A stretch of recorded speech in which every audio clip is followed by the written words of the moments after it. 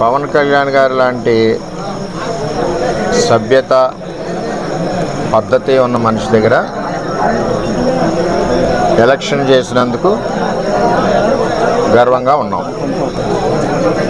ఆయన దగ్గర నుంచి కానీ 2009 జనసేన పార్టీ దగ్గర నుంచి కానీ మాకు ఏ విధమైన ఇబ్బందులు లేవు. మేము ఎప్పుడు కూడా కలిసికట్టుగా ఒకే కుటుంబంలాగా మొన్న ఎలక్షన్ చేసాం, అటు పని చేసుకున్నాం. ఏదైతే తెలుగుదేశం పార్టీ నుంచి 5 నెలలు 6 నెలల ముందు వెళ్ళిన 20-25 మంది జనం ఉన్నారో వారిని స్థానిక ఎంపీ వైసీపీ పార్టీ అని చెప్పి పార్టీలో జాయిన్ చేసుకుని ఉండడం జరిగింది.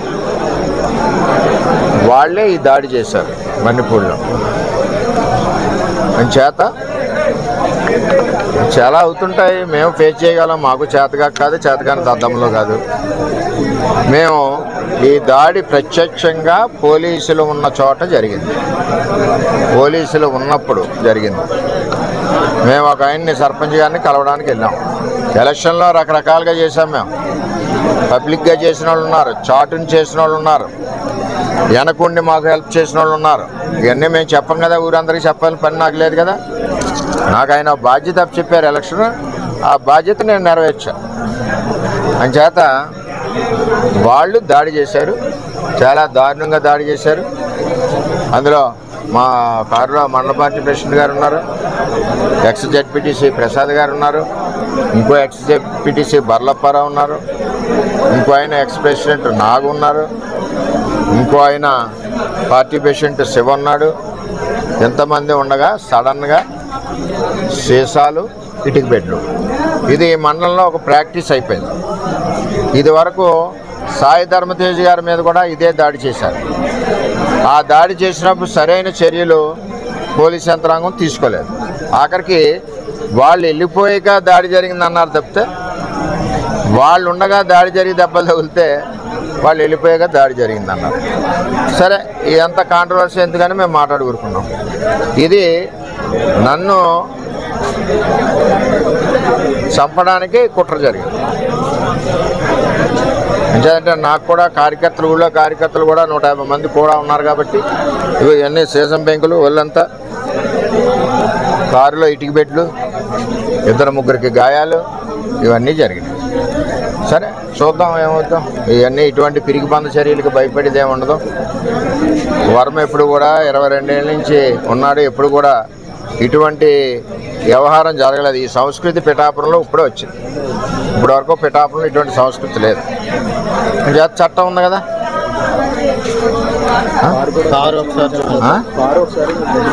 కారు కూడా ఒకసారి చూడండి. ఆ కారును కూడా నేను రిపేర్ చేయించిన, ఆ కారుని సెంటర్లోనే ఉంచేస్తా. పోలీసు సరైన నిర్ణయం తీసుకునే వరకు ఆ కారు ఈవేళ ఇక్కడ గెస్ట్ హౌస్ దగ్గర ఉంది, రేపు రోడ్డు మీద సెంటర్లో పెట్టేస్తా లాక్ చేసి. కొత్తగా తెలుగుదేశం పార్టీ నుంచి కొత్తగా వెళ్ళిన జనసేన నాయకులు మణిపూర్కి సంబంధించి ఇంకా ఉన్నారు. వాళ్ళ చరిత్ర కూడా ఇది వరకు అదే. అందుకనే పార్టీలోంచి పంపించాం, ఆ పార్టీలో తీసుకున్నారు. అది ఎవరి పార్టీ వాళ్ళ ఇష్టం, మనం వద్దని అనడానికి వీలు లేదు. సరే ఏం జరుగుద్దో ఆలోచిద్దాం. మా నాయకులు అయితే కంప్లైంట్ వద్దన్నారు, మేము ఇప్పటి వరకు కంప్లైంట్ కూడా ఇవ్వలేదు. అది జనసేన అధినేతకి నిన్నటికి నేటికి కూడా మీరు దేవుళ్ళలాగే కనిపించారు, దేవుడు అనేది అని అంటున్నారు.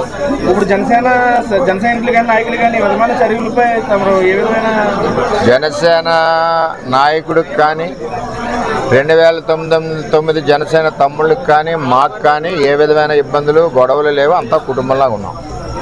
ఏదైతే తెలుగుదేశం పార్టీ నుంచి వెళ్ళిన నాయకులు ఉన్నారో 20-25 మంది, వాళ్ళందరూ మా పార్టీ కార్యకర్తల మీద దాడులు చేస్తున్నారు, మా మీద దాడి చేస్తున్నారు. నా మీద ఫస్ట్ టైం ఈ విధంగా చేస్తూ ఉన్నారు. చట్టం ఉంది కదా, చూద్దాం. మా నాయకులు అయితే ఇప్పుడు వరకు కంప్లైంట్ ఇవ్వలేదు. నాయకులు మా మండల పార్టీ ప్రెసిడెంట్ గారు ఇల్లు చూసి కంప్లైంట్ ఇవ్వాలా. మరి అందరూ కూడా బుద్ధి చెప్పే వాళ్ళు అందరికీ చేతనవుద్ది కదా. ఏం చేయాలన్నది వాళ్ళు నిర్ణయిస్తారు. సార్, ప్రాణాలను సైతం పణంగా పెట్టి మీరు పవన్ కళ్యాణ్ గారు నిర్దేశించడం కీలక పాత్ర వహించారు. ఈరోజు మీరే చెప్తున్నారు ప్రాణాలు కూడా తీయబోయారని చెప్పి అదే జనసేన కార్యకర్తలు వన్నిపూడి గ్రామంలో అంటున్నారు. అసలు ఏంటి సార్ ఇక్కడ సవరణ జనసేనలోకి తెలుగుదేశం పార్టీలోంచి వెళ్ళిన జనసేనకి వెళ్ళిన కొత్త జనసేన కార్యకర్తలని చెప్తున్నాను. ఇది ఎంపీ గారి గ్రూప్. ఇది ఆయన ఇప్పటి నుంచి కాదు, 8 నెలల నుంచి వీళ్ళ ద్వారా తెలుగుదేశం పార్టీ మీద పోరాడుతూ ఉన్నాడు. జనసేన బలానికి పనిచేయలేదు ఆయన ఎప్పుడు. అయినా మేము అతనికి కూడా సిన్సియర్గా ఓటు అడిగాం. అది తెలుగుదేశం పార్టీ సంస్కృతి. అది మీకు మినిస్ట్రీ రాకుండానే ఎలాంటి కొన్ని ఆరోపణలు చేస్తున్నారు. ఏమండి, ఎవరు ఎన్ని కుక్కలు మురిగినా నాకేమీ ఇబ్బంది లేదు.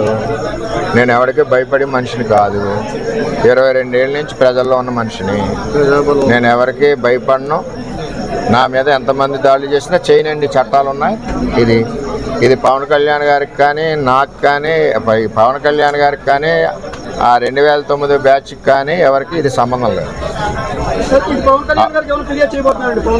నేను ఎవరికి ఫిర్యాదు చేయను కూడా. అది ఏ విధంగా జరగాలో ఆ విధంగా జరుగుతుంది.